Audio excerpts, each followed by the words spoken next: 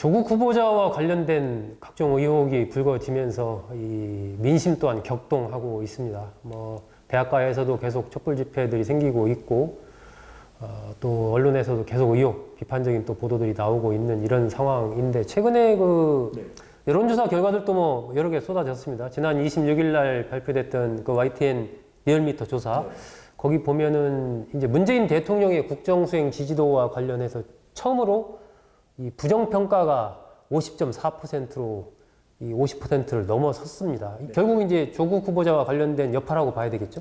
그러니까 50%를 부정평가가 넘어섰다는 게 어떤 의미냐면 적어도 지금 이 조사 시점에 문재인 대통령의 국정 방향에 대해서 절반 이상이 반대다, 만족하지 못하고 있다 이런 의미를 내포하고 있거든요. 근데 보통은 이런 현상들은 임기 후반에는 거의 대부분 그랬죠? 빈번하게 나타나는데 아직 임기 반환점조차 돌지 않은 문재인 대통령인데 이 조사 시점이 또 공교롭게도 조국 법무장관 후보자의 논란이 가열됐던 그 시점이거든요. 과열됐던 시점. 그래서 이 조사 시점이 이제 19일부터 23일까지 리얼미터가 YTN의 의뢰를 받아서 2,512명 무선 전화 면접 및 염소 RDD 자동응답 조사했고 표본 오차 95% 신뢰 수준 플러스 마이너스 2%. 근데 이 조사 결과를 보면은 이 대통령의 부정평가가 50.4%, 긍정평가가 46.2%인데 사실 이걸 보면 100%에서 대답을 안 한 사람은 한 3, 4%밖에 안 됩니다. 그렇죠. 거의 다 대답을 했다고 봐야죠. 그리고 우리 박 의원님 계시니까 제가 이제 말씀드리고 싶은 것이 예전에는 우리가 김대중 대통령 때나 YS 때를 보면 그래도 중간에 한 판단 유보하는 적이 한 10에서 15%는 됩니다. 더군다나 임기 초반에는. 근데 문재인 대통령은 거의 없어요. 좋아하는 것 아니면 싫어하는 것. 그러니까 이게 저는 국정 운영에 있어서 지지층은 경관 지지층이 있다는 건 장점이 될는지 모르겠지만 너무 중간지대가 없다라는 거죠. 사실은 우리 정의당이 여러 가지 의사결정이 이 분분할 때 캐스팅 보트 역할을 조정자 역할을 할 수 있는 사실 이게 우리의 정치의 묘미, 국정 운영의 묘미가 될 수 있는데 지금 그거 자체가 없다는 거고 또 부정평가가 늘어나는 대목에서 누가 움직였냐? 중도층이 움직였다는 거. 결국 중도층의 향방이 내년 총선에도 중요하거든요. 그러니까 결국 조국 후보자와 관련된 논란으로 대통령 지지율이 흔들렸다. 근데 이 흔들린 것이 주로 어디냐? 부산, 울산, 경남 그리고 20대 가정주부청이다. 대체로 가정주부청과 그다음에 부산, 울산, 경남은 내년 총선의 요충 지역이거든요. 요충 계층이에요. 그런데 중요한 계층인데 유권자층인데 이런 현상이 나타났고 사실 20대는 투표율 대비 더 중요성이 크거든요. 왜냐하면 미래 유권자이기 때문에. 그런데 20대들이 이번에 조국 후보자 관련된 부분도 앞서 우리가 유튜브에서 거의 10명 중 7명 가까이가 반대한다는 말씀드렸는데 그것 때문에 대통령의 지지율이 흔들린다라는 것은 사실 적신호가 켜진 거죠. 적신호가 켜졌다라고 분석을 했는데 박 의원님은 이런 현상을 글쎄 좀 일시적으로 이렇게 갔다가 다시 또 좀 시간이 지나면 다시 또 지지율이 회복할 수도 있는 것 아니냐.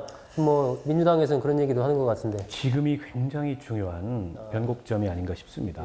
이게 인사 문제가 과거 정권들도 그랬지만 인사가 만사일 수도 있고 인사가 망사일 수도 있는데요.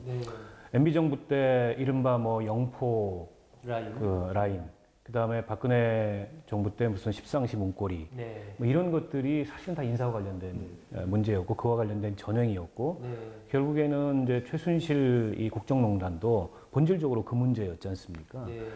그러니까 지금 문 대통령이 앞으로 남은 국정 운영의 기간을 생각하실 때 지금이 굉장히 중요한 변곡점에서 향후의 국정 운영을 총선을 포함해서 총선으로 다 끝나는 게 아니지 않습니까? 아직도 대통령의 임기는 총선 끝나고도 2년이나 남아있어요. 그런 점을 굉장히 숙고하셔야 될 그런 타이밍에 온 게 아닌가 싶고요. 이게 데드크로스가 됐다는 게 어느 정도 상징하는 효과는 있죠. 그리고 이번 이제 조국 후보자를 둘러싼 논란이 그런 이제 여론 분포에 굉장히 영향을 미쳤을 거라고 보고 그렇다 그래서 이후로 이제 계속 내리막을 타가지고 이게 레임덕으로 갈 거다. 이렇게 또 단언할 수는 없습니다. 다만 이제 총선이 불과 이제 한 7개월 조금 넘게 남았다는 면에서 저는 오늘 이 논란이 7개월 이후에 총선에 어떤 식으로 반영될지에 대해서 모든 정치 세력이 이 촉각을 곤두세우고 있을 텐데 더더욱이 여당 같은 경우에는 지금 지지율이 꽤 높았어요. 네. 그래서 이대로 총선 가면은 무난하게 여당이 승리하지 않겠냐 이런 전망도 한편으로는 있었습니다. 그런 면에서 봤을 때 위기의식을 굉장히 느낄 만한 상황이고 아까 우리 배 수장님이 굉장히 의미 있는 진단 하나를 해주셨는데 요즘에 저도 그 점에 대해서 고민을 굉장히 많이 합니다. 뭐냐면 민주주의라는 관점에서 봤을 때 사회가 극단적인 지지와 극단적인 반대 이렇게 두 개로 쫙 갈라지는 상황은 그다지 이렇게 바람직한 사회는 아닙니다. 저는 국정운영도 마찬가지고 인사도 마찬가지라고 생각해요.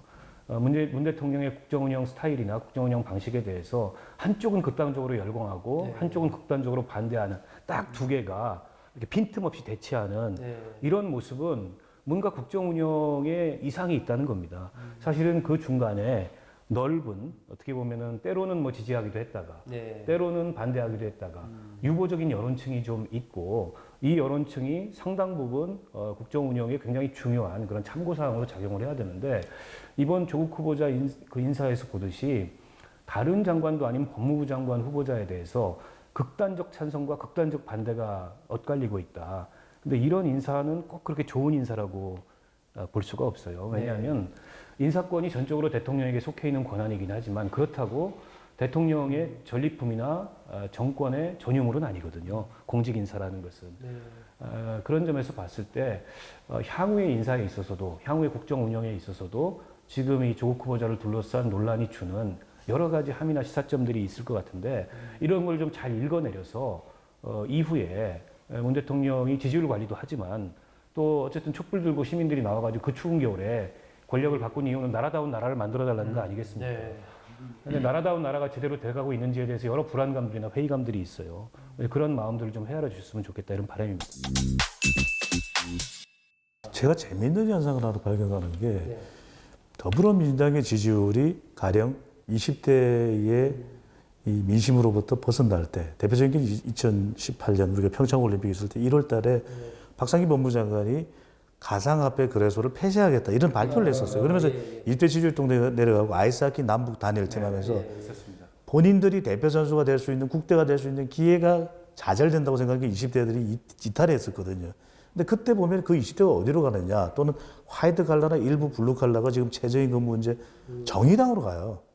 아, 민주당에서 떨어져 나온 그 표가 저는 지금도 기억나는 게 2000년 총선에서 민주노동당이 13.8%의 정당 득표를 하거든요. 근데 그런 것처럼 저는 이런 새로운 이념적 분열, 왜냐하면 방송을 나가서 댓글들을 반응을 보더라도 여전히 조국 후보자에 대해서 맹신하는 계층도 분명히 있습니다. 더불어민주당 지지층 내에. 무슨 소리냐. 대우가 흐트러져서는 안 된다. 근데 그런 화이트 칼라 40대 대통령 지지층, 더불어민주당 지지층 중에서도 아, 이건 아니다라고 지금 판단하는 이 국민들도 있거든요. 그럼 이 내에서 이념적 분열이 생기는 걸 지금 제가 볼 수가 있어요. 그럼 이들이 이탈하면 어디로 갈 거냐? 그럼 정의당으로 갈 가능성은 저는 배제할 수 없다. 왜냐하면 정의당이 수권 정당으로서 내부에서 이 집권 가능한 정당으로서 면모를 보이면 저는 그쪽으로 흡수 유입 가능한 국민들 유권자층도 상당수라고 보거든요. 그런데 무슨 말씀을 드리고 싶으냐면 저는 이제 진영 내 연정인 겁니다. 왜 이런 현상이 오느냐? 그러니까 더불어민주당 내에서 지지층 내에서 서로 간의 이 견제와 균형 이게 이루어진다면 사실은 더 좋은 정당으로 성장할 수 있거든요. 왜냐하면 자유한국당이 솔직히 지금 상황으로 볼 때 이 어떤 대안이 될 수 있느냐? 성장의 경쟁 상대가 되지 못하는 구석이 분명히 있지 않습니까? 서로 간의 지향점이라든지 이런 걸 보면 그러면 정당 내에서 내부적 발전 모델이 만들어져야 되는데 그러기 위해서는 뭐 의원님께도 제가 여쭤보고 싶은 게 사실은 그렇게 된다면 유럽처럼 연정 형태 또는 이 진영 내의 공동정권 그게 만들어지면 서로 저는 견제할 수 있다고 보거든요. 다양한 색깔의 배경의 인물들이 이 장관이나 또는 이 정권 내에서의 기관장이 되면서 이런 것 자체가 저는 가능하지 않을까. 그 하나의 저는 계기가 되는 것이 이번 물론 이제 이것이 너무 뭐 침소봉대 성격이 있는지 모르겠습니다만 저는 그런 하나의 단초가 된다고도 봅니다. 일단 아마 배 소장의 그 분석이 현실화하기 위해서는 문재인 대통령의 인사를 쓰는 스타일이 좀 더 탕평적으로 바뀌어야 되지 않나 싶은데 참 많은 분들이 그런 지적을 또 했는데 아직까지는 보면은 그렇게 현실화가 안 되고 있고 내 사람을 써야 되겠다. 뭐 야당의 인물을 데려다 쓰라 이런 의미가 아니고 그 여권에서 여당 내에서 인물을 쓰더라도 그 인물이 극단적인 찬반으로 엇갈리는 인물이라면 그건 꼭 좋은 인사는 아니다. 그렇지 않은 인물들도 많아요. 그리고 지금까지 문재인 대통령이 해왔던 인사들 중에서 그렇지 않은 인사들도 굉장히 많습니다. 그런 면에서 봤을 때 이번 인사가 어떻게 보면 국정 운영이라는 측면에서 또 민주주의 발전이라는 측면에서 이걸 어떻게 평가할 수 있을지에 대해서도 나중에 또 정치를 분석하시는 분들이나 이런 분들이 여러 가지로 연구할 그런 이 하나의 사례가 되지 않을까 싶습니다. 그 아까 배 소장께서 했던 부분 마지막으로 한 번씩 두 분께 짚어보고 이제 마칠까 하는데요. 그러니까 문재인 대통령에 대한 부정평가가 증가하고 민주당 지지율이 떨어지고 이래서 지지했던 사람들이 지지를 철회한 그 사람들이 정의당으로도 가고 뭐 바른미래당으로 가고 자유한국당으로 가고 아니면 일부는 그냥 중간 계층에 남아있고 대략 그 분포를 예를 들면 100명이 떨어져 나왔다. 그러면 대략 구분했을 때 어느 정도 상태로 봐야 되는지 그리고 거기에서의 아까 그 자유한국당의 문제를 약간 얘기했지 않습니까? 왜 자유한국당이 이것을 끌어안지 못하고 있는지 그 분석을 좀 한번 해주시죠. 그러니까 큰아버지가 싫다고 해서 작은아버지한테 가는 건 아니거든요. 차라리 내가 독립해서 살지. 근데 이제 가장 나하고 성향이 잘 맞는 쪽에 셋째 작은아버지 쪽으로 갈 가능성이 높은 거죠. 그러니까 이야기는 뭐냐면 더불어민주당에서 나오는 이 지지층들이 있다면 그들은 사실상 정의당 쪽으로 저는 갈 확률이 가장 높고 그 다음으로는 무당층으로 갈 가능성이 더 높다. 왜냐하면 성향이 맞지 않는 작은아버지 쪽으로는 안 가는 거죠. 자유한국당으로는. 그렇기 때문에 자유한국당이 반사 이익을 고스란히 다 떠안지 못하는 것은 정당은 상대적 평가거든요. 더불어민주당이 더 낫니 자유한국당이 더 낫니 하고 물어본 거지 더불어민주당만 놓고서 좋니 안 좋니라고 물어본 건 아니기 때문에 더불어민주당이 싫다고 큰아버지가 싫다고 해서 작은아버지한테 자동적으로 가지는 않는다. 오히려 나 혼자 산다. 그죠? 요즘 뭐 나 혼자 사는 게 또 유행이지 않습니까? 1인 가구. 그런데 적어도 저는 정의당에 갈 확률은 적지 않다. 근데 옆에 박영석 의원님 계시니까 저는 정의당이 가지고 있는 고민이 바로 그런 부분일 것 같아요. 그러니까 우리가 어디까지나 마치 더불어민주당의 위성정당이냐 마냥 이런 이야기를 들으면 굉장히 기분 나쁘실 텐데 저는 정의당이 지금 고민할 수밖에 없는 건 내년 총선을 관통하면서 우리가 수권정당이 되고 우리가 대권 주자를 배출하는 프레임과 우리 정당의 틀은 어떻게 만들어야 되느냐. 저는 이게 굉장히 중요하고 이번에 정의당 이야기가 계속 이야기가 됐거든요. 왜냐하면 정의당이다. 그래서 조국 후보자 관련된 논란이 되니까 정의당에 대한 주목이 굉장히 커진 걸 볼 수 있습니다. 빅데이터상으로 보더라도. 부담스럽습니다. 네. 그래서 저는 정의당의 앞으로의 이 정당으로서의 외연, 수권 정당으로서의 변신 이 부분도 굉장히 우리가 기대되는 대목인 거죠.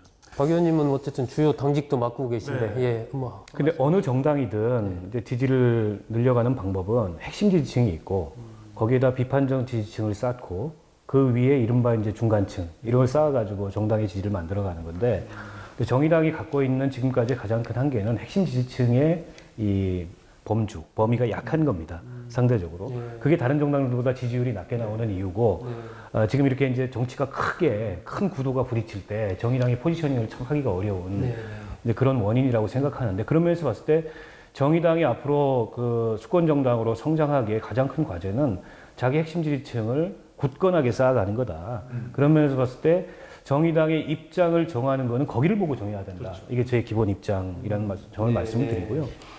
저는 뭐 이 여론조사 이런 걸 하는 사람이 아니기 때문에 그 전문가가 아니어서 민주당에서 이탈한 이번 사안으로 지지자가 어디로 갈지는 모르겠습니다. 그럼 뭐 나중에 먼지가 가라앉고 안개가 가라앉으면 보일 거라고 보고요. 제가 염려스러운 거는 이 상황에 실망하고 등 돌리는 특히 우리 20대, 뭐 30대 젊은 유권자들이 내년 총선에 투표장에 안 나올까봐 굉장히 걱정스러워요. 이건 이제 정치 혐오가 증가하는 거고 한국당이 왜 반사이익을 못 받냐? 한국당은 더 나은 경쟁력을 보이는 게 아니고 혐오를 증가시키는 방식으로 정치를 하고 있어요. 그러니까 이거는 이 국면에서 민주당 지지율이 빠진다 해서 한국당 지지율이 쌓이지 않습니다. 아까 이제 큰 집 작은 집 비교해 주셨는데 아무리 큰아버지가 좀 부실해 보여도 작은아버지를 돌아보니까 작은아버지는 더 괴팍하고 더 믿을 수 없는 이런 사람이라면 글로 안 가는 거죠. 차라리 나는 아버지 없다 이러고 그냥 떠나버리는 거죠. 저는 우리 20대들이 이럴까 봐 걱정이에요. 그러니까 그 점이 사실은 정치가 우리 사회에서 젊은 유권자들에게 얼마나 신뢰를 만들어 가느냐, 이 문제와 굉장히 긴밀히 연결시켜야 될 것 같은데, 그런 점에서 모든 정당들이 이 점에 대해서는 좀 고민을 해야 되지 않을까 싶습니다. 네. 자, 격동하는 민심. 오늘은 박원석 정의당 정책위의장, 배종찬 인사이트K 연구소장과 같이 얘기 나눠봤습니다. 수고하셨습니다. 고맙습니다. 감사합니다.